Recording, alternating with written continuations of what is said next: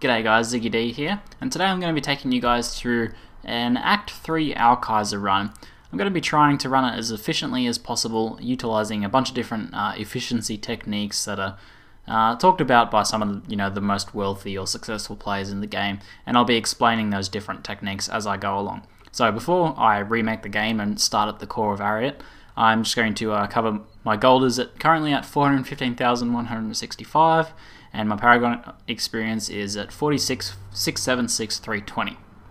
I've done all my repairs and everything like that, and I'll do a bit of an explanation. I'll show off my gear and do some identifying and stuff at the end like that. So let's remake. Now I'm also going to be starting a timer right now. Okay, so just want to make sure I have everything up there. Alright, we've got a first elite pack. So the reason we start in Core of Ariat is because you can load the game straight in here at this checkpoint and head back right towards a waypoint.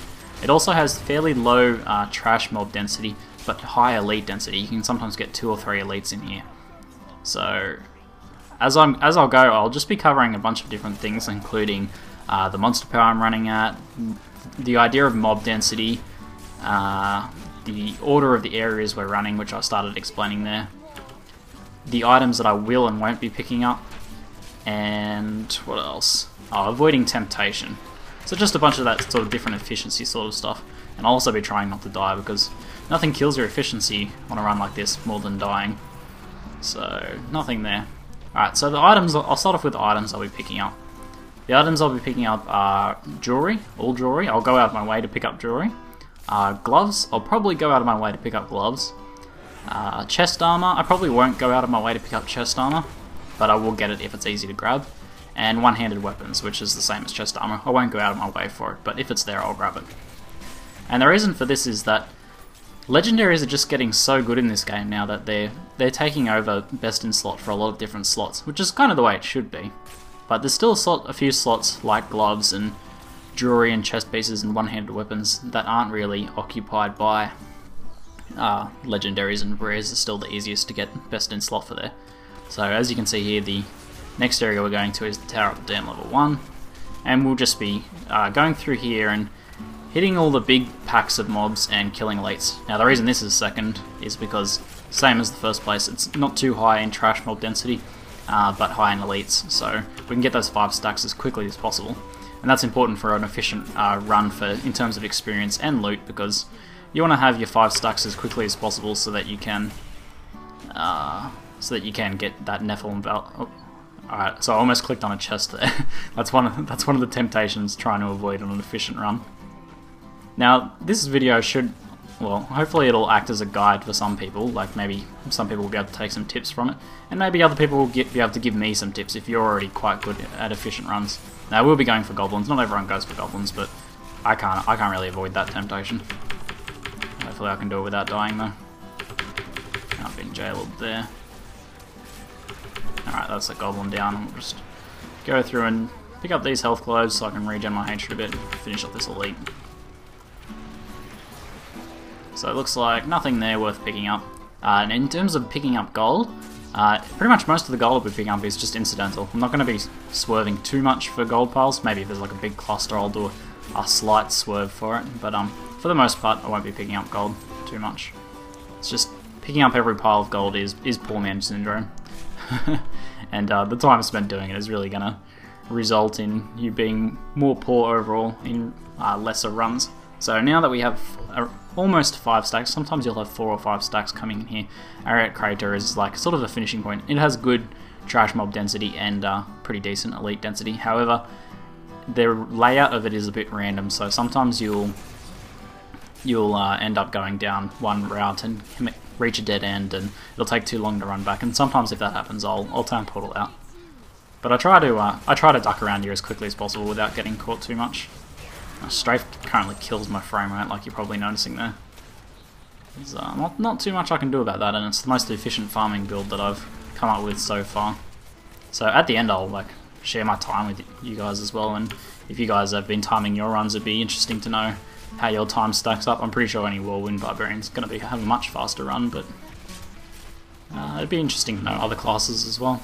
So nothing worth picking up there. Haven't really found any good rares yet, so That's okay though. Not a big deal. The primary focus of the Alkaizer run is getting experience, because in the long run, if you've gotten more Paragon levels from really fast runs, just skimming the cream off the top, all the good elites and mob packs and stuff like that, then you're going to be richer and more powerful in the long run by having a higher Paragon level. You know, you get that Gold Find and Magic Find bonus and everything like that, as well as those other primary stats.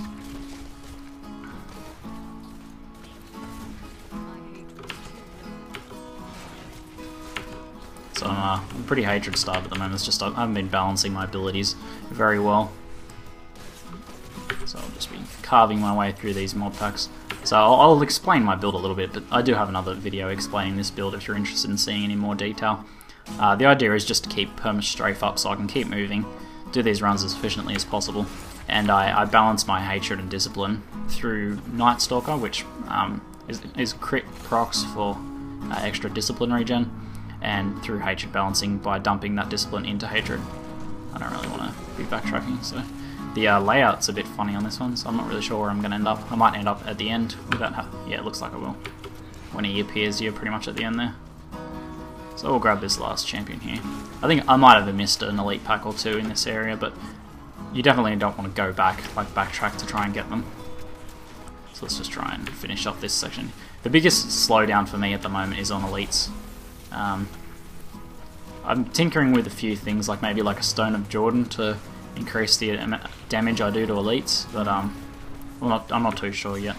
At the moment I'm just using the Hellfire Ring for the bonus experience.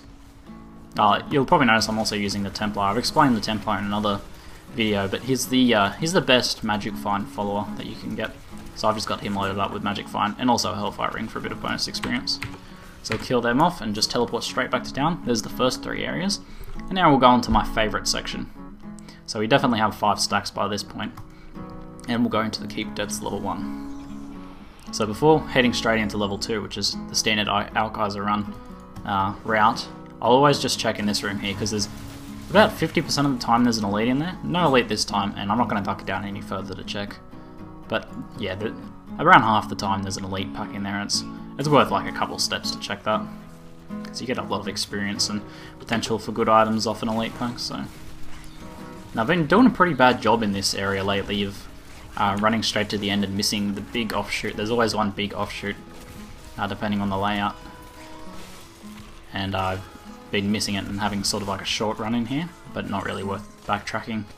Trying to focus on efficiency, so getting hatred starved there, getting distracted while talking. So let's just let me get my hatred back under control. Health globe should be helpful.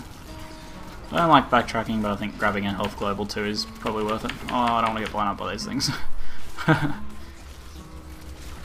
Okay, so I'll explain the monster power I'm playing on. I'm playing on monster power 0 for pure experience and just like skimming farming, that sort of like high efficiency farming.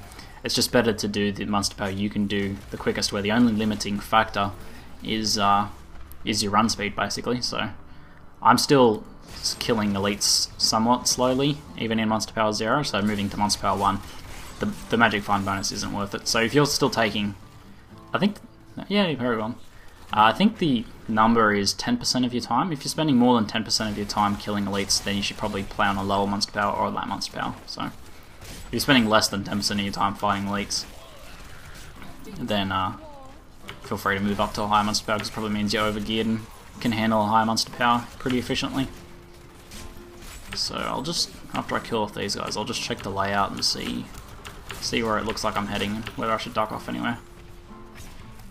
Just no good rare drops this run, but that's sort of RNG for you. Yeah, so that's pretty bad. I ended up in a dead end over here.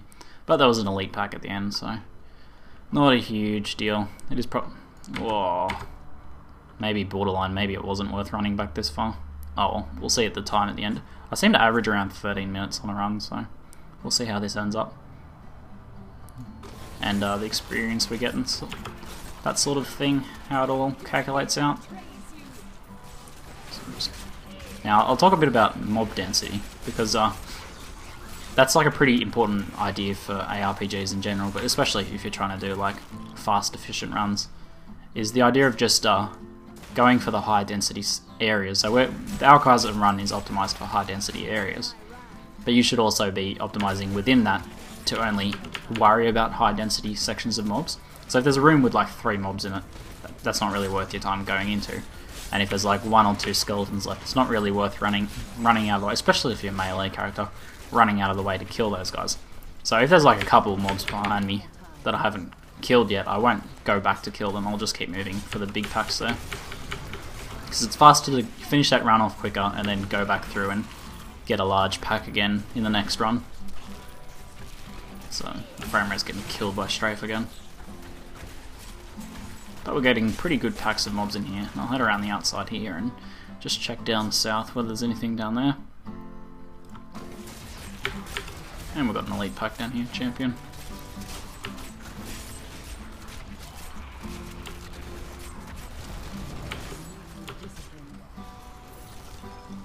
So a big thing I'm having to train myself to get out of, so that's the end of that section, is avoiding temptation of like clicking on chests and destroying scenery and things like that.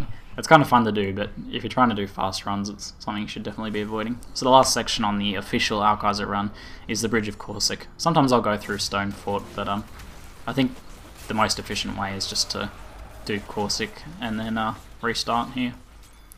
So again, we'll just be going off mob density here, so I'll kill these things because I kind of hate them. And take care of this elite pack here. Hopefully we get like a ring or something in here. I usually end up with a couple pairs of gloves, maybe a pair of a chest armor, a one-hander or 2, and maybe 1 or 2 rings. So just having pretty good. Oh, but there we go. That sort of makes up for it a bit. What did we get? Gloves. I'm pretty sure that there's no good legendary gloves, so I doubt that's any good. But I'll ID it at the end once the official run is over. I was hoping I would get at least a legendary on this one. If you're farming like for legendaries, fast, efficient runs where you just hit the majority of stuff is actually the best way to go for legendaries as well. Like, you will increase your chances of the legendary dropping with more magic find at higher monster powers, but that's counteracted by the time it takes to kill things, and just clearing a large amount of mobs, just tons and tons of trash and elites, well balanced out while you've got 5 stacks, is the best way to get those legendaries.